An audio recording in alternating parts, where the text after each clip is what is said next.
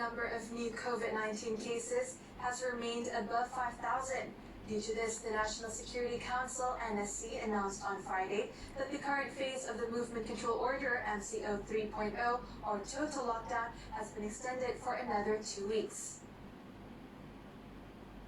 Initially slated to end June 14th, Senior Minister for Security, Datuk Seri Ismail Sabri Yaakob, said it will now be extended from June 15th to June 28th.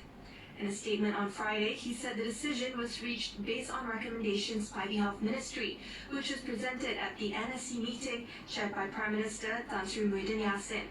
Datuk Seri Ismail Sabri said the positive and negative list, as well as the standard operating procedures (SOP) for manufacturing, businesses and industry are similar to what was announced previously, and that he did not want the people to be affected due to misinterpretation of the SOPs by enforcement.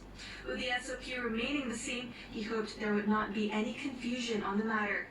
The senior minister said the list could be viewed at www.mkn.gov.my. The latest full lockdown was implemented on June 1st after daily new COVID-19 cases soared past the 7,000 cases mark in late May. The national COVID-19 immunization program, currently being carried out in the country, is proceeding smoothly.